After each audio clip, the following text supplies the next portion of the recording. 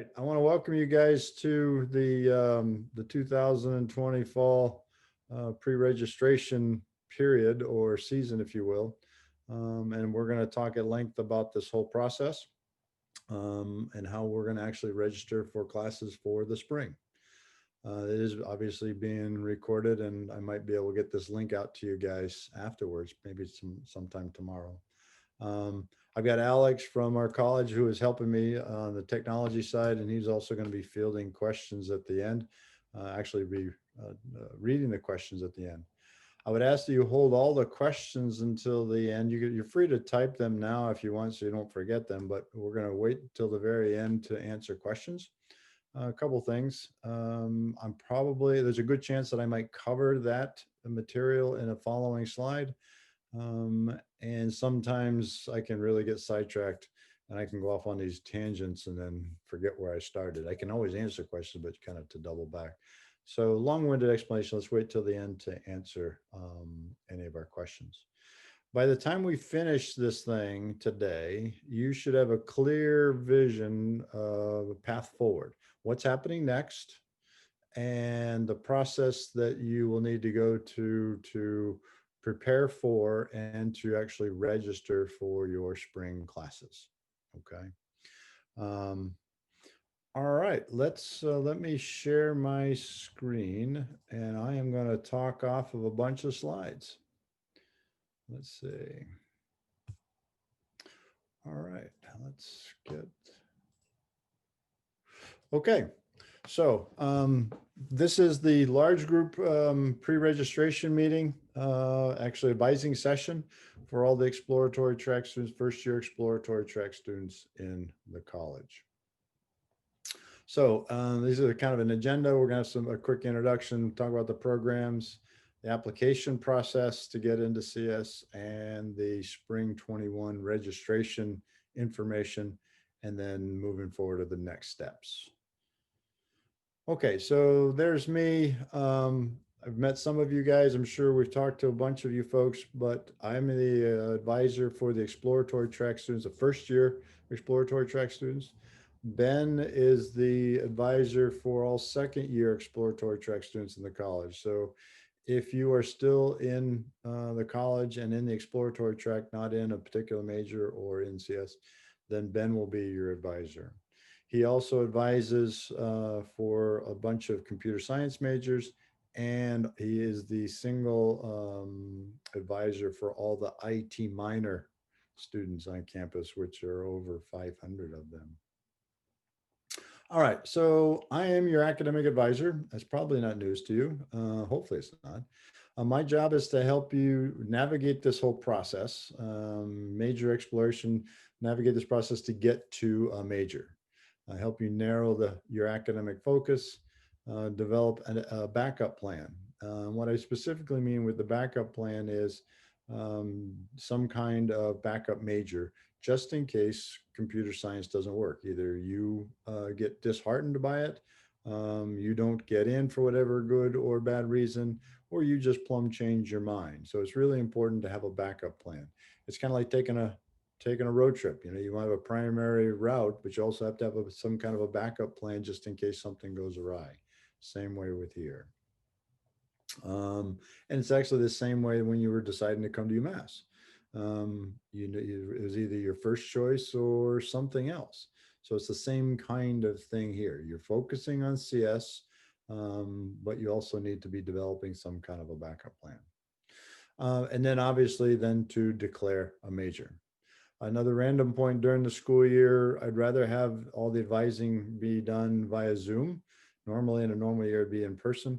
I will entertain emails, obviously. I'd like to limit the amount of advising that goes on email, only because number one, they take a while to craft an answer, but usually, generally, always one question has multiple different answers and then stimulates lots of different questions. And so it could get really time consuming.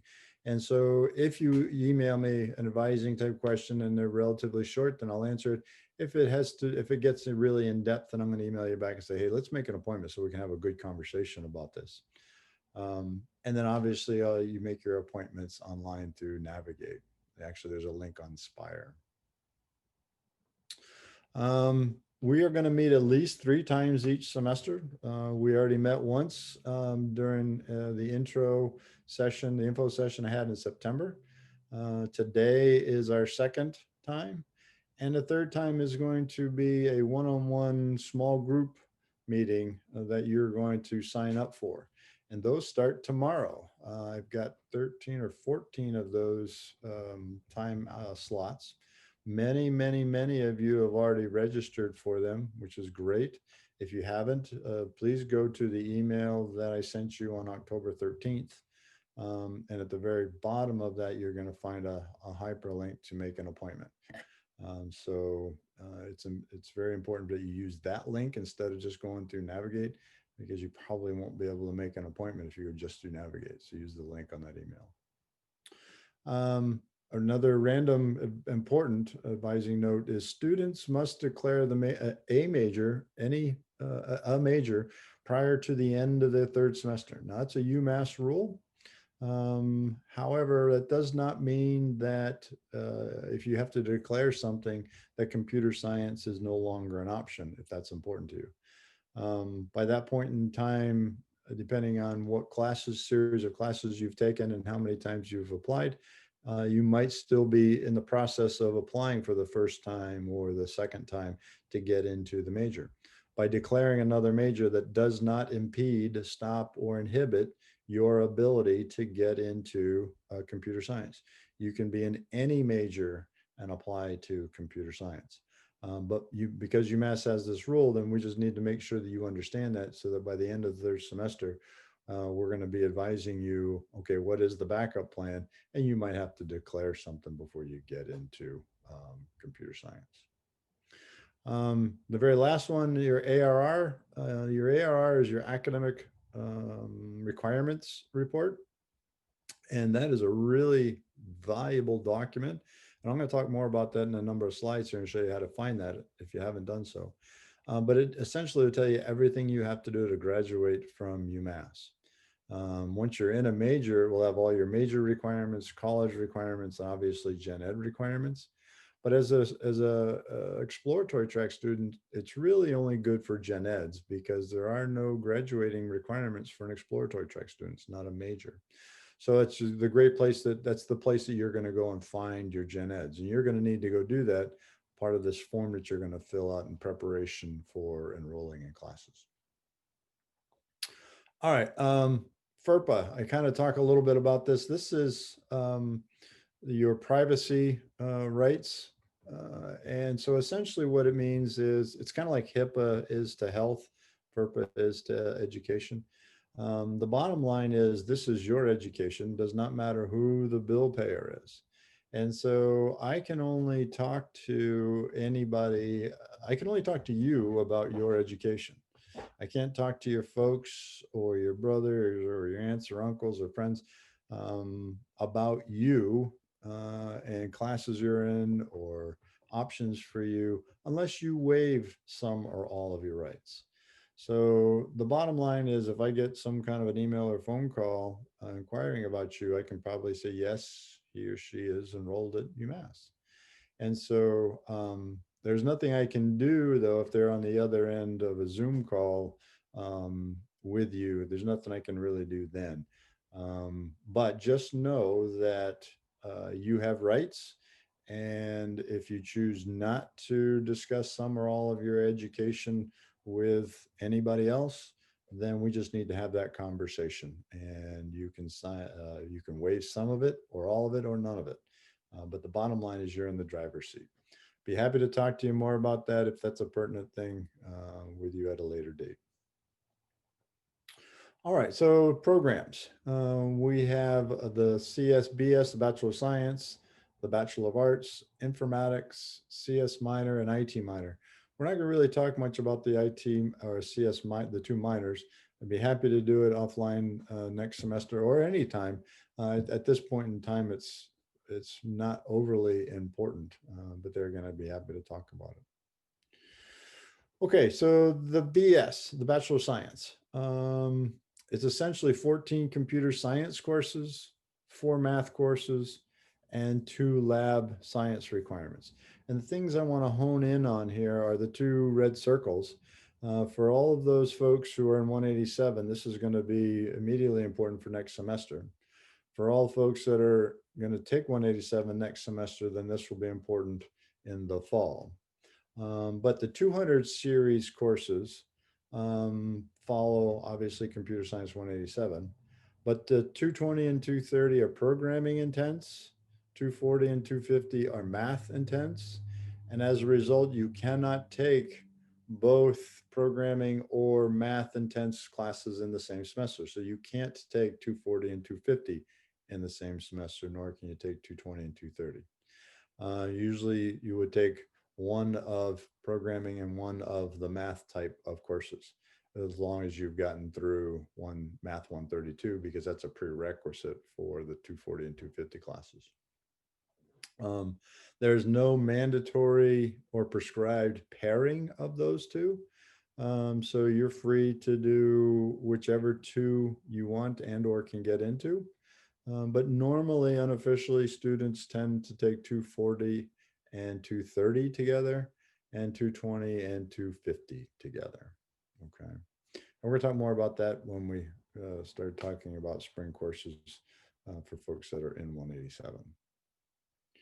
The BA, the Bachelor of Arts, it was set up, oh, probably about 10 years ago or so, with the intent to make it logistically easier for students to double major in computer science and something else. Excuse me.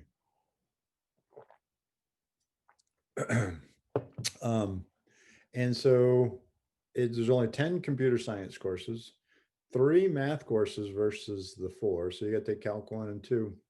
The third math is rather flexible as in what you can take. You do have a foreign language requirement, and there's a couple different ways that you can do it. If you got to level 4 in high school, then that fulfills the requirement. Or if you get to level 4 here at UMass, or you can do a 3-2 option, which kind of could straddle both high school and college. And there again, we can talk at length about the different options that you have with that. The other thing that's peculiar with the BA is there's a 4-course concentration that is outside of computer science. Getting back to the spirit of this being set up to double in something else, that 4-course concentration was intended to come out of that other your second major. So it has to be 200 level or higher and in a sequential fashion. Now, you do not have to double in something else to do the BA. There are a few people every semester, every year that do just the standalone BA, and you have that option. But it was intended to, it was set up to do a double, but you do not have to. And you can double with a BS and something else too. Informatics. Informatics is an applied CS program, a data science type program. It is not a programming, computer science programming type major. This is essentially you're digging for data. What are you mining it? You're managing it. You're analyzing it. You're doing something with it.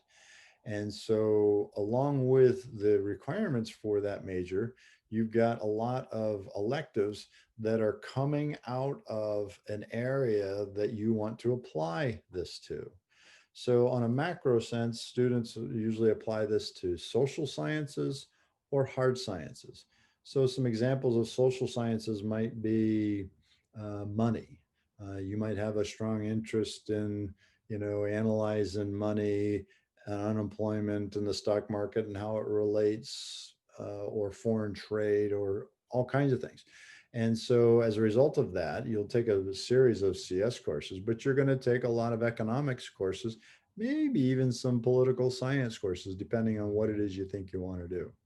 The hard science ones are a little bit more streamlined. If you're very interested in doing research or analyzing research and, something in geology, around the earth and rocks and the movement of plate tectonics or something along those lines, or the hot button with global warming and how the earth is getting warm, the effects of that on the rest of the world, that kind of stuff. So that would be an example. Those are examples of hard science and social science programs that can be that you can do with informatics.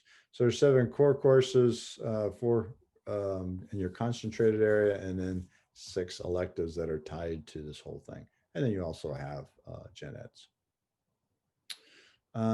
There is an application process to get into informatics. It's not as detailed or arduous as to get into computer science, but essentially a student has to take informatics 150, get a C or better, computer science 121, get a C or better, have a 2.5 cumulative GPA, and you need to submit an application. And it's in that it is in that application that you have to articulate what it is you think you want to apply this to.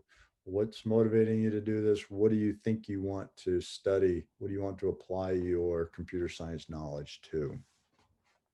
And at the bottom, those are the 2 advisors, Dr. Michelle Trim, she's the associate director of the program, and Fabian is an advisor in our office. She also has computer science majors that she advises, but she advises informatics students as well. Okay, so let's transition a little bit and talk about the CS application. You've all heard that there is an application process to computer science. We talked about it over the summer. We talked about it in our first meeting. I'm sure you all have talked about it amongst yourselves. Not that it's new to you, but we have revised the application process.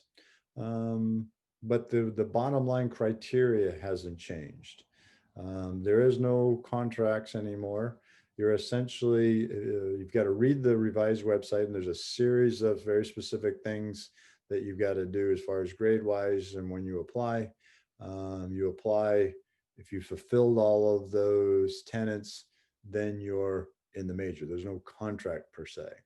So the bottom line is you've got to get a B or better in Math 132, but there's some nuances. You could take AP credit. You could have gotten that from AP.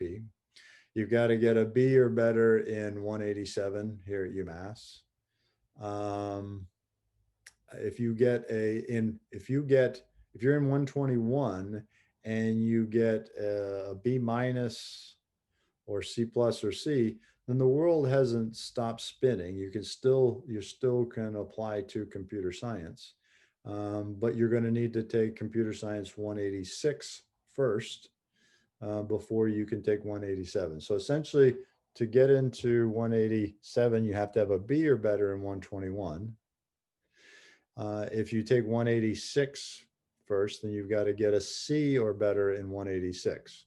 186 is not part of the curriculum for the major, but we started it about 3-ish years ago, and what I refer to it as a preparatory class for 187. It does a great job of building your foundation. So if you get less than a B in 121, it's still okay. You're just going to have to take 186. Now, the caveat to that is if you get a C minus or below in Math 132 or 121 or 187, you have to repeat the course. And so in the past, if you got a C minus in 187, then you essentially did not have a chance to get in. There is a slight chance now. It just changes the landscape a lot. And we can talk more about that in the future if it relates to you. But what I want to highlight here is the C minus or below, the repeat policy here at UMass, kind of getting off on a slight tangent that's outside the application. So a student can repeat a course they've taken here at UMass if they've earned a C minus or below, C minus, D, or F. You cannot repeat a course. You cannot legally repeat a course if you got a C, C plus, or higher. Spire won't stop you, but you won't get any credit for it, and nor will it have any impact on your GPA, and the original grade will stand. But the repeat policy, if you're in a C minus or below, you take that same class again. The grade you earn the second time is the grade that is calculated in your GPA.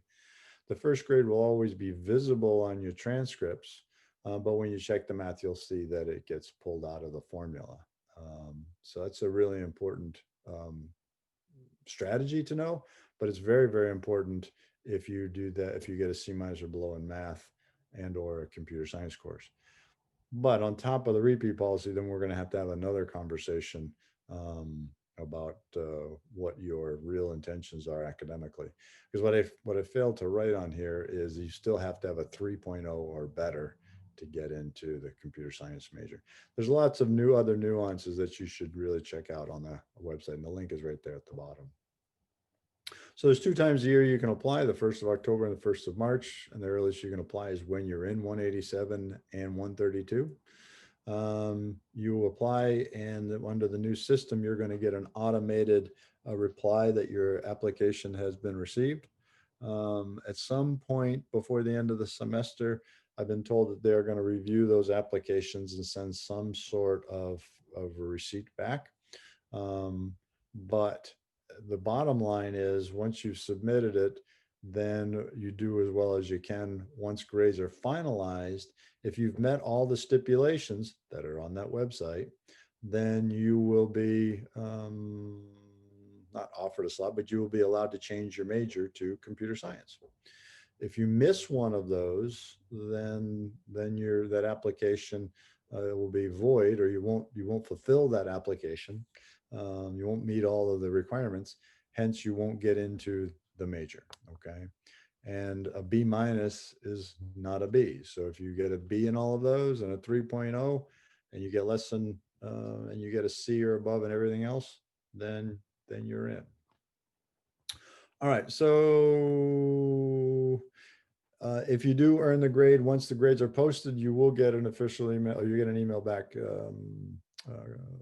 congratulating you and asking you, are you sure you want to still change your major? Because we have to have that confirmation. So that is the reason why it's very important to have a backup plan. So we're going to focus on CS, but we've got to have some kind of a backup plan. You're going to get really tired of me talking about that in the next, I don't know, however long this meeting takes, the importance of that. All right, so there's 2 pathways that you can apply to. Pathway 1 is when you're enrolled in 187 and 132, and or have completed 187 or 132, but not in higher level courses, 200 level courses. That's kind of an odd scenario, but I have seen it every once in a while. But normally when you're in 187, 132, that's when you apply. Your 132 could be completed by AP credit. So you could be in 187 and math 233 as an example this semester, and you'd be free to apply in pathway 1. There's lots of other nuances, so please read the link to get all the details, but this is just kind of a summary of it. Pathway 2 was, the intent was if you did not get in through pathway 1, however, there are students who did not apply for whatever reason, and they are enrolled in the 200 series courses. You only get one time to apply when you hit pathway 2. So essentially, it's still the most that a student can apply is 2 times. However, there are scenarios where a student only gets one chance to apply if they're in the 200 series courses and it's their first application. And those are the 2 deadline dates. Good. So those are the 2 pathways. All right. So let's talk about spring registration. We are going to, I encourage you to focus on, if computer science is still your main thrust or still your priority, then as you're registering for courses, that needs to be obviously your first focus, the courses you need for CS. So I want you to focus on CS, but then I want you to quickly, after you get into your math and computer science course, I want you to transition to explore other majors. So when we start looking at other classes, you need to be looking at what other majors are potential interests of yours. And the real upside to this is not only developing some kind of a backup plan in case it doesn't work, but you don't know where a double major interest might come from, nor do you know where a minor interest might come from, because let's face it, you've never been to college, and there's a lot of cool stuff, a lot of cool research, and a lot of cool opportunities here. So I would encourage you to really broaden your horizons, take some classes in other areas to kind of see what is out there. And the timing of this is really really cool because I sent you an email a day, I think it was yesterday, that this is Majors Fair week. In a normal year, the Majors Fair is a one evening event that's held at the Mullen Center where every major is set up there to talk about their program. And it's a great way to walk around without having to make an appointment, without trekking across campus and learn more about majors. Now they've got a Majors Fair week and it's virtual. I sent you a link yesterday. I would strongly encourage you guys to access it, go there and, putz around. Go learn some more about some other areas because you will need to take a course or two in some other areas to develop some kind of a backup plan. So take advantage of the Majors Fair week prior to attending one of my meetings and definitely before we register for courses in a couple of weeks. Um, your enrollment appointment, you might have heard that term. Everybody kicks around registration and registering for courses, but technically Inspire is called enrollment appointment. Your enrollment appointment is not an appointment with me. It's not an appointment with a person. That is an appointment you have with Spire. And it's really essentially not an appointment, but it's more like that is the first opportunity that you have to register for classes. And so this enrollment appointment is determined on credits. So however many credits you transferred in, you came in with AP or any other place, and how many credits you are taking now. And so you might have an enrollment appointment on the 10th of November, but your buddies might have one on the 11th. Well, that just means you have more credits than he or she does. So it's all based on credits.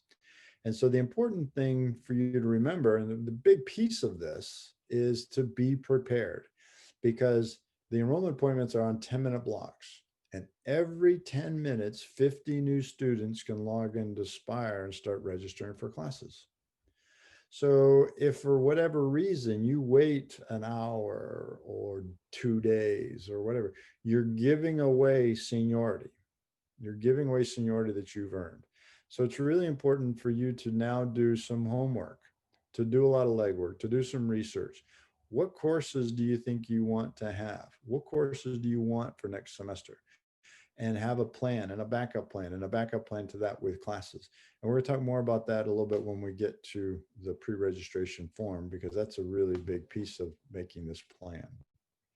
So your enrollment appointment is a date and time that you have that you could first start registering. Now, that enrollment appointment also from that date forward through the holiday break, through the first 2 weeks of school, which is the add drop period, you can make changes to your schedule. The enrollment appointment is just your first opportunity that you can start making, that you can start registering for classes. So it's a date and time with Spire. Really need to be prepared. That's why you want to have a number of courses. I will routinely say you have to have more than 10 classes in your shopping cart and prioritized because let's say you wanted Math 132 and you really liked the section that met Tuesday, Thursday at 10 o'clock. Well, when you get to your enrollment appointment, that class might be full. And so you need to have a backup plan right then and there. So you don't want to waste time going back into Spire and looking for another course and come back out and then register for it. You want to have that ready to go so that you can get what you want. The catch with that is then that usually will have a ripple effect of the next courses. Hence, that's why you have to have lots of courses with a plan ready to go. 10 classes in your shopping cart, prioritize and deconflict them. It's important to watch restrictions and conflicts. So when you start getting down into a second choice course, or if you didn't do the homework, you might have to, you might not be able to register for a course because it conflicts with something else. So it's important to watch restrictions. Restrictions could be some, I've seen restrictions that are only for majors. Restrictions could be just some more information about the class, but it's don't assume that all restrictions will restrict you from registering for that course. So there could be informative or restrictive in nature. So pay very close attention to restrictions. At your enrollment appointment, I would encourage you to register for 3, maybe preferably 4 courses. And we're going to talk about what's the difference with that. You might only register for 2 courses, but you really want to come out of there with 3, preferably 4 of your choices. And if you don't get your choice, then you can log back on to Spire after that every day or every other day or multiple times every day and see if that course that you really want opens up, because people add and drop classes. That's what we call churn. They're adding and dropping classes. So all of a sudden you might find that a class you really want to open up. If that's the case, then you swap out of the one you like the least for the one you like the most. But it's really important to get your choices at your enrollment appointment. Even if they're your last choices, they're your choices. Okay, so overrides. So if you're in 121 now, everything past this, I shouldn't say everything past this, but to get into 187 and everything above, until you're in the major, you're going to need to ask for an override. Because when you look at the restrictions, you'll see that they are only open to majors. But they're going to save a bunch of slots for people like us, because they know that a lot of us need those courses. And so so you got to submit an override, which is essentially asking for permission to get into a class.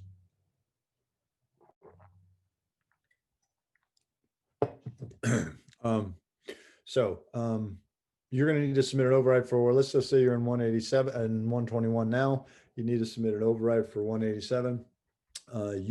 They will not process those overrides until after grades are posted. So the key there is you need to leave room on your schedule. Do not schedule something during that same time frame as 187. Once grades are posted, everything works fine.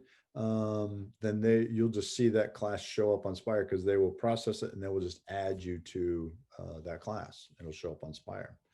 If you have a conflict, or if you didn't meet the prerequisite for that, you didn't get a B or better in 121, then they will not register you for that class. They'll send you an email about what the problem was. If it was a conflict, they're going to say you just need to drop something so that they can add you to the class. So it's very, very, very important, even in the off season between semesters, to watch your email daily, because they might email you and you might have to do something. And if you're not responsive, then they're not going to be able to help you at all. Now, if you're in 187 now, and you're going to the 200 series courses, then I would recommend that you submit 4 overrides and leave room for your top 2 choices. So let's just say, for an example, you want 220 and 250. I still recommend that you register or you submit 4. And in the bottom of each of those overrides, there's what I call remarks block. It's not really called remarks, but it's a way that you can communicate a message to the people that are processing these. You want to list your preference. So you're going to list on the bottom of each of those overrides, and the override is about 4 or 5 pages long. It's a Google Doc form. It's just a whole bunch of point and clicks. So it's not that you got to fill out 4 pages of information. But at the bottom, you're going to write the same thing in each of them. I prefer 220 and 250. I prefer 220 and 250. I prefer 220 and 250. I prefer 220 and 250. They're going to try really hard to give you your first choices. But if for some reason they can't do that because they're too full, then they'll go to your second choice of classes. Now, if you did not take my advice and you only did 2 and they can't put you in, then they're going to stop. They're not going to be able to do anything for you because the class is full, and they're not going to try to put you into the next to your second choice because you did not submit that. So there again, when you're in the 200s, submit 4 and list your preferences. And you only need to leave room on your schedule for your top 2 choices, because if you try to leave room for all 4, you're going to have a hard time getting classes that you might want. Now, if they do in fact have to go to your second choice and there is a conflict, then they're going to send you an email, and they're just going to say you need to drop this class so that we can put you into this 220 or whatever course it is. So you need to read your email, follow that, send them back an email saying you did it, and then you just need to add another course that meets in a time that you're now free. All right, list your preference and override, Leave room on your schedule for your CS class. So if you're in 187, if you're looking to get into 187, just leave room for that class. If you're getting into the 200s, just leave room for the top two. Overrides will be processed after grades. Watch your email, watch Spire. And when you register for courses, register for 3, preferably 4 courses. Now, if you do in fact register for 4 courses, and they do go to put you in 187 as an example, and then that would put you over 19 credits, then they cannot do that. They're going to email you and say, hey, you need to drop a class so that we are able to put you into 187. So the bottom line is register for courses and watch your email. If for some reason there's a conflict or they can't do it, they're going to send you an email saying why, and you need to be responsive and do what they ask. All right, so what your schedule should look like. So by the time add drop ends in February, you should be in 4, maybe 5 classes. So you need to be in a CS type class or 2 classes. 187 if you're in 121 now, unless you get less than a B in 121. And in that case, you have to be in 186. And 186 is a class that you can register for on your own.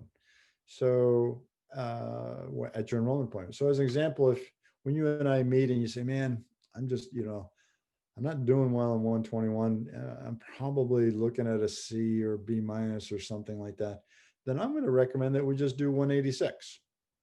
And then you just do well there, and you're going to be prepared to do B or better in 187 the next semester. 186 is a wonderful class. It does not really put you behind. You still would have plenty of time to finish all the CS requirements if you still get into the major and graduate.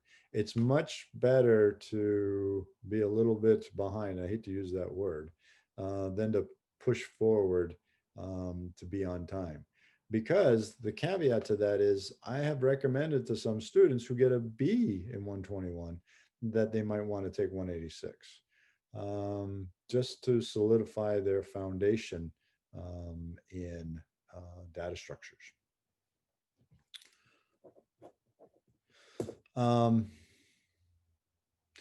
So you should be in a computer science course or 2, depending on where you are, 220 or 230, 240 or 250. A math course, most cases. If you did not take English writing 112 in the fall, you need to take it in the spring. I assume that everybody has taken the writing placement test. If you haven't, you need to do it at your very soonest, because it takes a while to get that graded. You can't take 112 until you have. A diversity course, if you did not take a diversity in the fall, you have to take one in the spring. And then we get into major exploration type classes. So this is the priority. Ideally, you're in a computer science, a math, maybe the writing or diversity if you didn't do that in the fall, and then a major exploration type class. So, if you're interested in something, in philosophy or geology or economics or something, don't know for sure, but you have an interest in it, take a class in it. It's gonna help you because it's going to count towards graduation credits. It's going to help solidify your interest in there. You're going to either come out of there saying, oh man, I really don't like that. I don't ever want to take another course like that again. That's good. Or I really love this. That's good. So should we look at maybe minoring? Should we look at double major? Should we look at, do you like it more? So you should major in that instead of computer science. Who knows? Or it might just be neutral. It just might just be there. It'd be fine. Either way, it's all good, good, good. It's a win-win-win. Now, under major exploration courses, I rarely will recommend you take one of the lab science courses that is needed for the computer science major, because it does not help you get into the computer science major. It is a requirement for it, but it doesn't help you get into it. So I kind of look at things from a strategic point of view. The only time I'd recommend one of those lab courses is if that is a strong backup. So as an example, if you're very interested in maybe majoring in chemistry, if computer science doesn't work, then I got a bug flying by me. I got ladybugs in my house and they're starting to bother me. Oh, well, side tangent. Um, Only take a lab science if you're interested in that as a potential backup, or engineering, because engineering, it's really important to take physics if to stay on a physics track very early if you're interested in computer systems engineering or electrical engineering. All right, and the asterisks there, you don't need to submit an override for 186, but you do need to for 187 and above. Okay. The override link is listed right there. You can easily find it by Googling UMass CS override. It'll bring you to it. That will go live on or soon after the 19th of November. They want to get through all the registration stuff before you start submitting those. So I would submit them early. Don't wait until December, January. You can, of course, but I would not recommend you wait. Submit it and send it and forget about it. Do not submit multiple overrides for the same class. So do not submit 2 or more for 187 or 220 or 230 or 240 or 250. Submit one. When you submit it, you will get a confirmation within a day or two saying they got your override. And then they're going to sit on it and wait till grades are posted. You're going to submit an override for 187 or the 200 series courses. We talked about the third from the bottom, leave room on the top. They won't be processed till after grades. Watch your email. All right, so let's transition a little bit to Spire. So this is an old slide, but it's the same information, but the color schemes are a little bit different than what you're used to now. So on the right-hand side of Spire, the very first block I've got highlighted with red is your holds box. If you go to it now, you're going to see a prevents enrollment hold because I put that on there. And if you clicked into details, you'd find out exactly what you've got to do to get that lifted. You might have something else in there. Please do not assume that if you only have one that it's mine. Every once in a while, I find somebody, some kind of an error happens and they don't have mine, but they have somebody else's. So you need to really micromanage that holds box, know exactly what you have to do to get that lifted. If it's mine, it's this whole process that we're doing with this pre-registration form in our next meeting. We'll then get your hold lifted. The next one that's really important is your enrollment dates, enrollment appointment that's now been populated. Everybody has something in there and it's sometime in November. Keep in mind, you might have heard some dates kicked around that, you know, you can start registering for classes on November 2nd or 3rd. Well, that's only for seniors. They've thrown out blocks of time. You know, seniors can start on the 2nd and juniors can start on the 5th and so on and so on. But your very specific time is listed in that box. So you'll see the date there, you hit details and it'll give you the very specific time that you can start registering. Keep in mind that you really want to maximize that opportunity. So you need to be prepared because 50 new students log in there and start registering every 10 minutes. How do you find your ARR? So if you go back to your student home, that same page that we're on, but to the left of your schedule, you'll see a drop-down menu. And this is my version of it. If you do your drop-down menu, you're going to have probably twice as many options, but it's still the ARR is what you're going to look for. And it's going to be the very first one. You click into there and it's going to go into all the requirements. There's going to be a lot of good information in there. So you want to kind of page down through there and look for your gen eds, because you're going to need to retrieve that data for this form that you're going to bring to our group one-on-one meetings. Okay, so that's how you find your gen eds. And there again, when you're in a major, it'll tell you all the things you got to do to graduate. All right, so this is the form. This was also included on the email that I sent you on the 13th. So let's kind of go over this. It's going to kind of in detail. It's very self-explanatory, but inevitably I get students that don't do it. So the overarching theme with this is don't just breeze through this and don't just kind of pencil whip this. Put some time into it, because the more time you put into this, the better your session is going to be with me. The more detailed questions, more detailed conversation that we're going to have. So obviously the upper parts administrators, the administrative stuff, your name, your Spire ID, you're going to circle my name and do this all on PDF. I did it on a writable PDF. What's your major? What's your intended major? So what is your area of interest? So I assume you might be interested in computer science. If you're no longer in that, no longer interested in that, write that. Economics, philosophy, whatever it is. And then what is your backup after that? Most of you do not have a GPA, so you can NA. Some of you who are here for the summer do have a GPA. That will be important next semester because we're going to use this form again next semester. When is your enrollment appointment?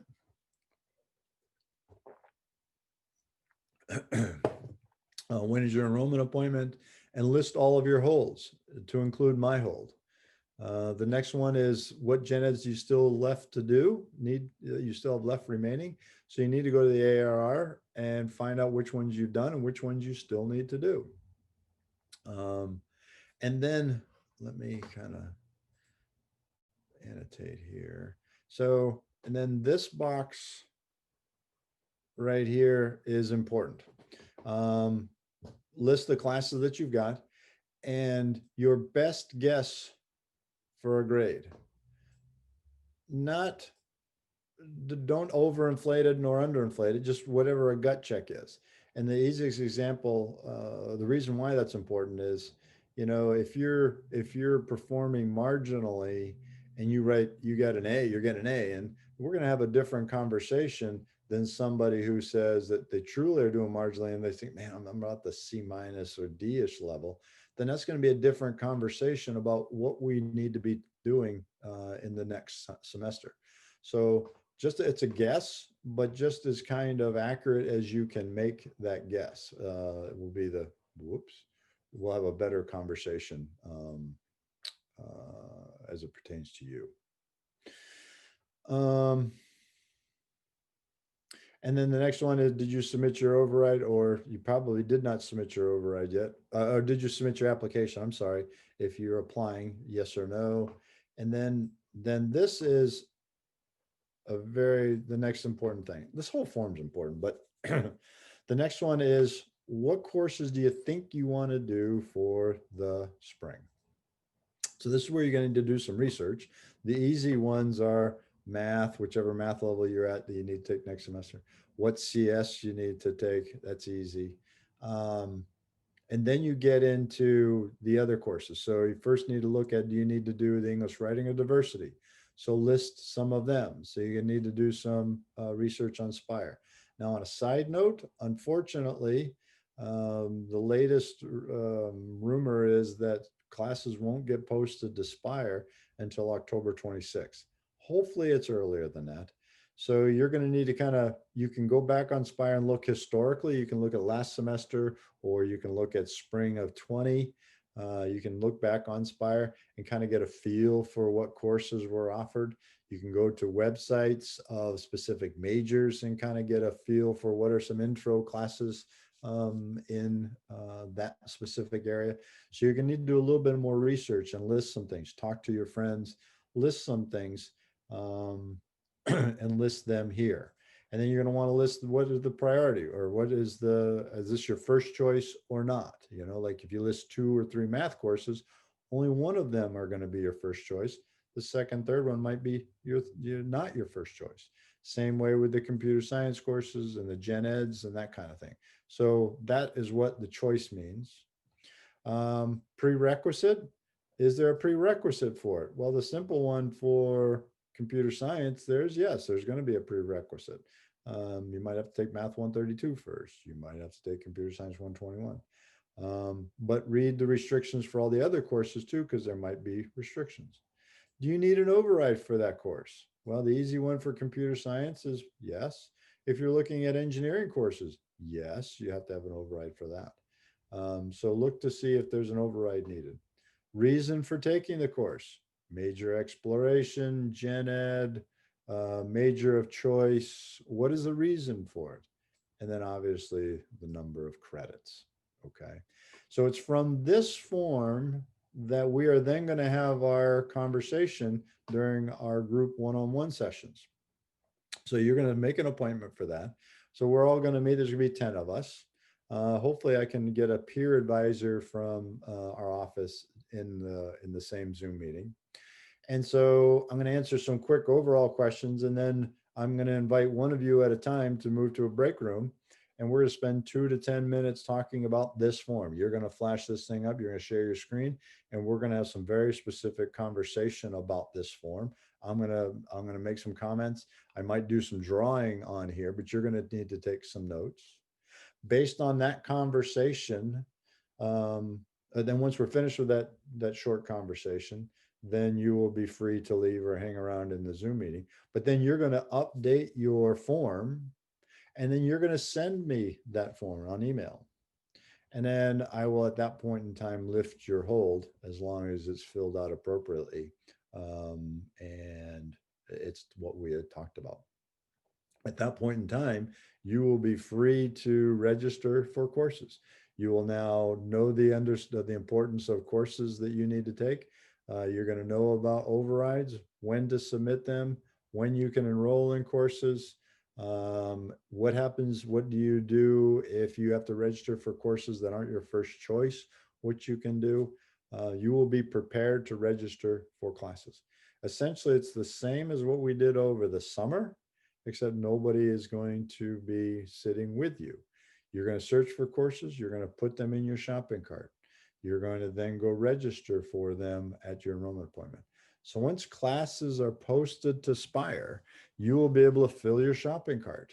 You don't want to put 100 classes in there and just willy-nilly put a whole bunch of them in there. You want to put them in there with a plan. This is my first choice for math, my second choice and third choice. This is my first choice for major exploration class or gen ed or whatever it is. So you just want to manage that. And you might find that when you get closer to it, the class might be full. That's why you want to have backup classes. And then my random comment on the lower right hand on the back side, on the back side of this form, there's comments. And I might make some comments based on our conversation. So when if I send this thing back to you with comments, they might be on the back. All right, hopefully that makes sense. All right, we're getting close. A couple things to remember. Focus on CS, but explore other options. So if you're no longer interested in CS, we're going to focus on what your interest is. But then we're still going to do the same thing, and we're going to explore other options. Take courses that interest and excite you. Take your time with gen eds. You do not need to be in a hurry to fulfill your gen eds. You have plenty of time. So only take gen eds that are of interest to you. Don't take it now just because it knocks out a requirement. The only things you have to do now as far as gen eds is take the English writing if you haven't done so, and one of the diversity requirements. That's the only thing you have to do for as far as gen eds is concerned. It's very important to develop some kind of a backup plan. And obviously that will change as you take a course and do more research, go to the majors fair, that kind of thing. And then you're going to have to declare a major by the end of your third semester. All right. So what's the path forward? What's next? So if you remember in that email I sent you, I laid out a 3-step process. Well, step 1 is today. We met today. We talked about the whole process, what we're going to do. We talked about the pre-reg form, the small group. So now you're going to fill out that pre-registration form. If you have not made an appointment yet, you need to make an appointment with me. Bring that completed pre-registration form to that appointment that you make. We're going to have our conversation. When we're finished with that, you're going to send me your pre-registration form via email. And at that point, I will lift your hold, and then you will be free to register for courses. Okay. Hopefully that makes sense. I'm going to kind of open the chat room, and Alex is going to kind of read some questions off, and we will proceed from there. All right. When the hold is lifted from our Spire, so after that, can we enroll into the class or just add it to our shopping cart? So you can, once classes are posted to Spire, if they hold to that date, I'm just looking at calendar, if they hold to that date of the 26th, then you will be able to put things in your shopping cart. You still will have a hold on your account. The hold does not stop you from putting things in your shopping cart. The hold will just stop you from registering at your enrollment appointment. So fill your shopping cart, develop your plan. You just need to make sure that I've done my job and lifted your hold before your enrollment appointment. But you might also have another hold. So that's why it's really important to pay attention to that box. Let me know when you're ready. Good. Pass fail can count towards degree requirements this year, right? Good question. Man, I forgot to talk about that at last night's meeting. Pass fail. So given this environment that we are in of remote learning, UMass has revised or just altered the pass fail program for just this policy for just this semester. Normally, you can take one course pass fail a semester, and that does not count towards any major, minor, or gen ed requirements. That's the normal policy. For this semester, they said you can take 3 courses and they will count towards major, minor, and gen ed requirements. And as a result, they will count towards the requirements to get into CS. So the answer to your question is yes. So if you're in 187 and you choose to make that pass fail and you pass it, then you have technically fulfilled that B or better requirement. The problem therein is if you are doing C or C minus work, you'll get the P, but you are going to struggle immensely moving forward in the upper level classes. So my point to you is you are free to make it pass fail, and strategically it's a good idea, but do not ease up on that class. You need to keep that foot down on that accelerator, and you need to build that foundation as good as you can to prepare you to do well in subsequent classes. Same way with 121. If you choose to take 121 pass fail, you're free to do that, but get as much out of that as possible, because if you cut too many corners and you don't have a solid foundation, you're going to struggle harder with 187 next semester. I hope that answered that question. Apologies for the background noise. I have 3 Zoom meetings happening in my house at the same time. Oh my goodness. 3 or 2 at least. Can we register before our enrollment appointment? No. What's a good backup for CS 187? Well, you don't need to have a backup for 187 because 187, well, let me rephrase.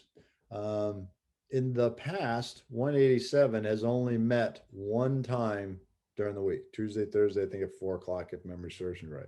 There used to be 2 sections of it, 2 professors that would teach the same class at the same time. So as far as backups for 187, there aren't any. And so you really don't need to have any, because you're going to submit an override for that. So you're just going to need to keep that space free on your schedule, submit your override. If you do well, when they process your override, they're just going to put you into that class. Okay. You're free to put 187 in your shopping cart, but it's just there to watch, because when they go to process that override and they put you into the class, they're not going to take that out of your shopping cart and put it on your schedule. They're just going to enroll you in it. You'll still see it in your shopping cart. So there's really no backup classes to 187. However, the implied message there is a strategy that you can register for 186, because 186 is the same time of the week, usually, at least in the past it's been. Put an override in for 187 and say, if I earn a B or better, please put me in 187. And so in the normal times, if you got a B minus, they would leave you in 186 and not put you in 187. But if you got an A minus or an A, they would take you out of 186 and put you in 187. So it's kind of a long-winded explanation. You really can't do that this semester if you do that pass fail. Or yes, if you do a pass fail, it's either a P or an F. So so that could be a strategy. Because there's really no mechanism now. If you get a P, there's really no mechanism for them to say, oh, we got a P minus. Well, there's no such thing. It's either you either passed or you didn't pass. So it's a little confusing, but you do have some options there. Another 187 question. There are multiple. What if we plan to take 187 over the winter? You're free to do that. And so if you take 187 over the winter, once those classes start, then I would encourage you to submit overrides for the 200 series courses. If you submit the 200 series courses overrides while you're still in 121, they might or might not kind of say, what are you doing? You haven't done 187 yet. So that's why I say usually wait till the first day of winter session. You could submit them early, but at that point in time, you're going to submit overrides for the 200 series courses. So then we go back to the same thing, 4 of them, and you want to list your preferences. Two-part question. What exactly is an override form? An override form is what computer science uses to manage overrides. So if a class is full, any class on campus is full, or you don't meet the restrictions of that class, a student can ask for an override. An override is nothing more than that. You get overridden past that restriction to get enrolled in the course. Every major does it different. Every major has different criteria for how do they approve or disapprove. Some majors are you just ask the professor and the professor says yes or no. Some majors are as formal as computer science and they have a whole process. They have a whole form. Engineering has a form. A lot of majors have forms. A lot of them are just you ask. So the override form is a way to ask to get into a class that you cannot get into on your own. So the second part. So if I have to take CS 187, I will have to fill it up. Yes, you'll have to fill out an override form if you want to take 187, because if you read the restrictions once a class gets posted to Aspire, you get the well. Let me kind of share my screen and I'll show you an example for the winter.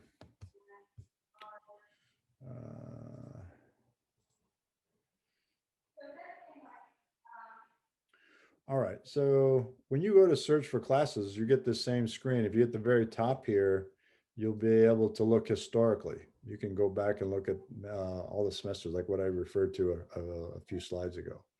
But let's look at winter. And we're going to go to computer science.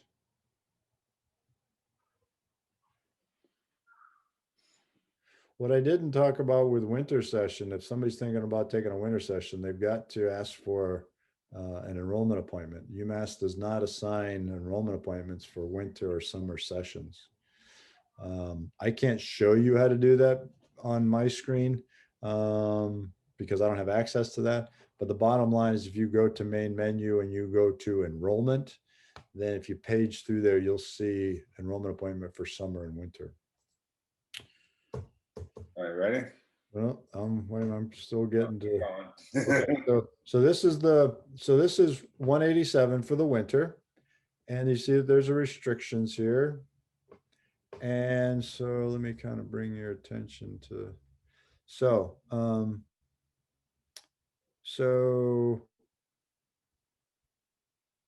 where was I going with this restriction? Oh, so ask for overrides. So for 187, you've got to have a B or better in 121 or taken 186. And so as an example of that, oh, see, this is really cool. So for the winter, normally the restriction for 187, you have to be in the major also.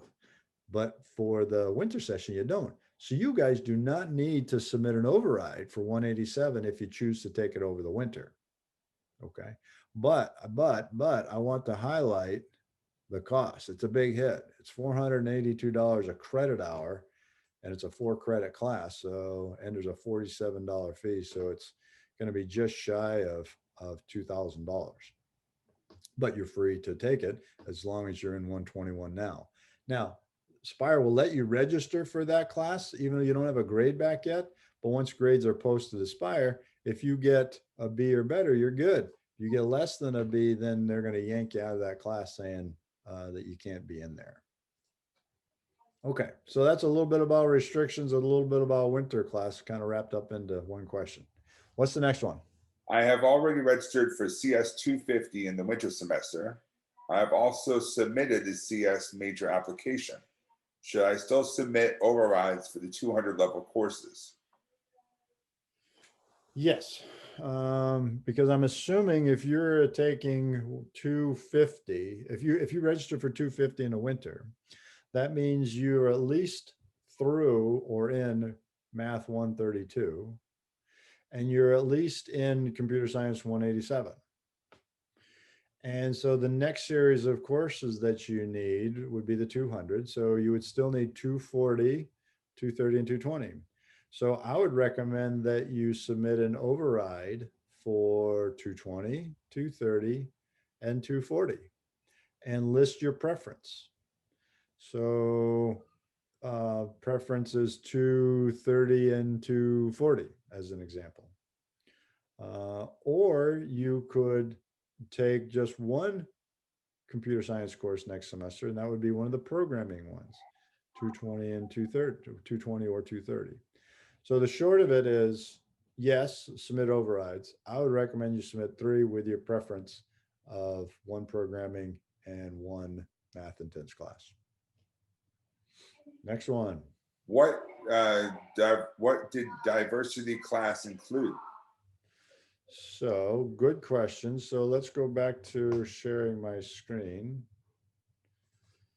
So let's go back to the search page. You may remember this from new student orientation, but we're going to search for gen ed. So we're going to clear our criteria.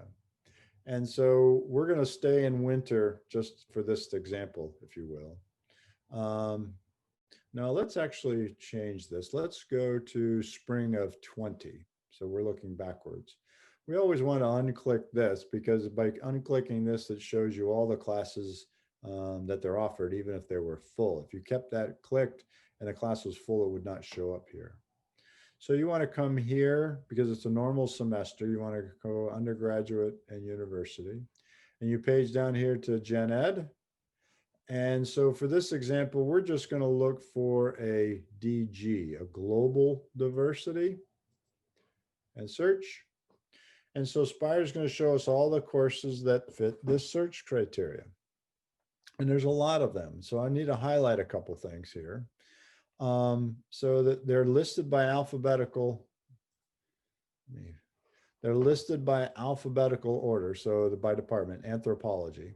But then if you come over here, you'll see that this one, Anthropology 100, is a DG and an SB. So it's a global diversity and a social behavioral type course. Let me get rid of that. Let me kind of page down here. Come on, clear, get out. All right, page down. Page down. Let me see if I can find another example.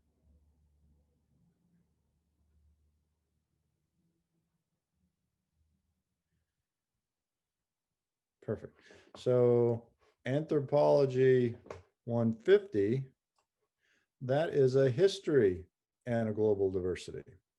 So the point is that's how you search for gen eds. So if you're looking for a diversity, you can either search for DGs or DUs, and it will show you all the gen ed. So histories, literatures, arts, histories for that specific gen ed that you asked for.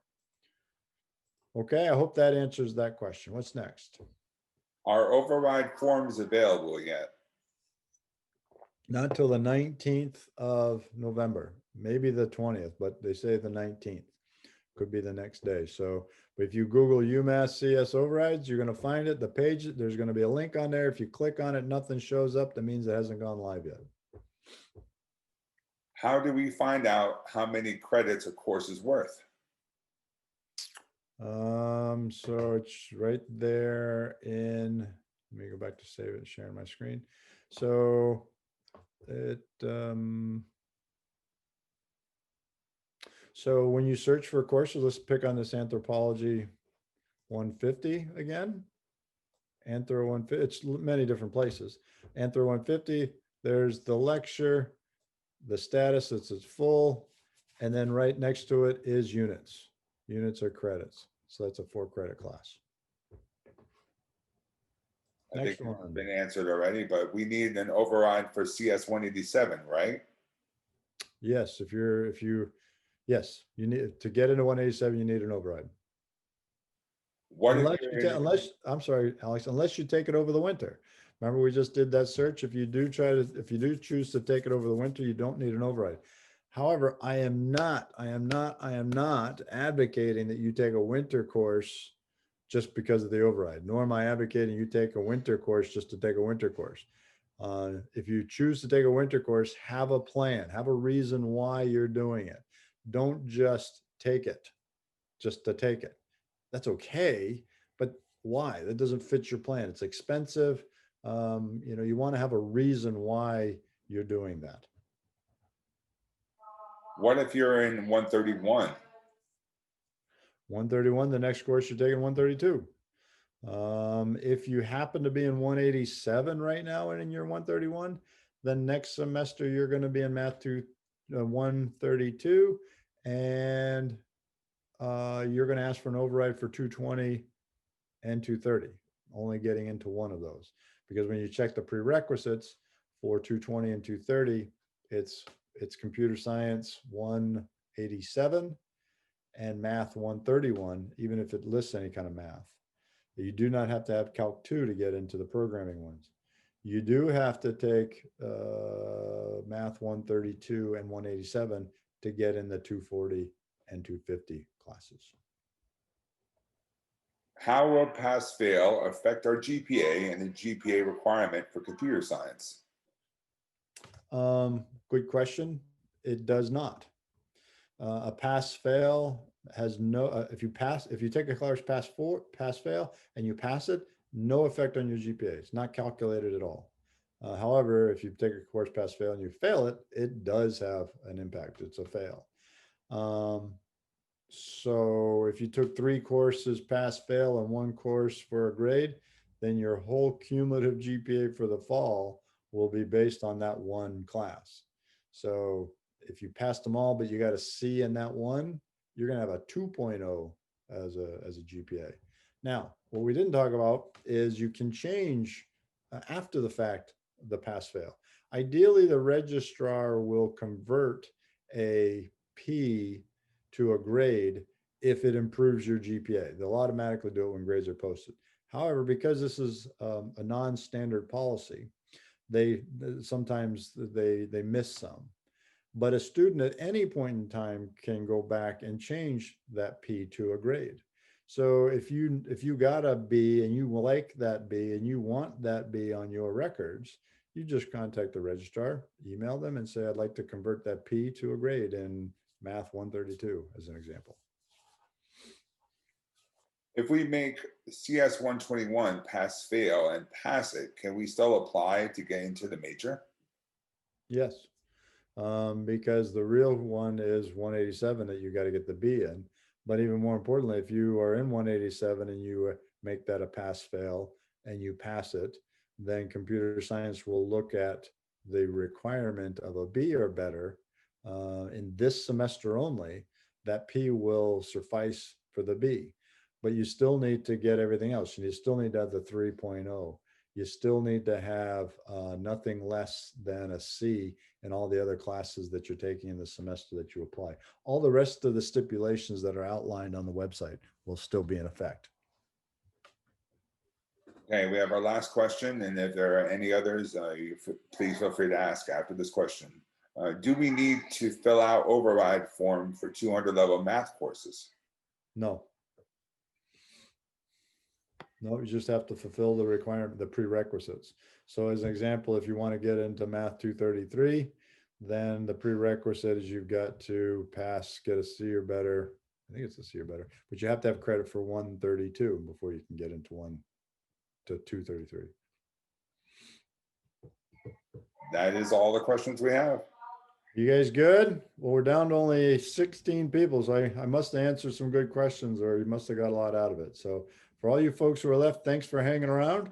If you have not done so, please make an appointment, use that email and register for one of those appointments. And they start actually tomorrow morning at 9:30. I've got my first one. So I look forward to working with you guys and helping you. Thank you very much, Alex. You're welcome. Anytime. Thank Have a good you. day. Have a good day, guys. Thank you. Thank you. You're Take care, guys. welcome. Excuse me. Yeah, Can I have a last little small questions? sure. Go ahead. Are we gonna still do the like online classes next semester? Like, do we have any information about that or? That's the $1,000,000 question, my friend. I Yep. heard the chancellor is supposed to make a decision sometime either this weekend or early next week or something, as to what we're going to be doing in the spring. So I don't know of any inside information. I'm just waiting for that decision, just like you are. So Got it. what else? Thank Anything you. else? No, that's all. All right. All right. Thanks, Thank guys. you. Bye-bye.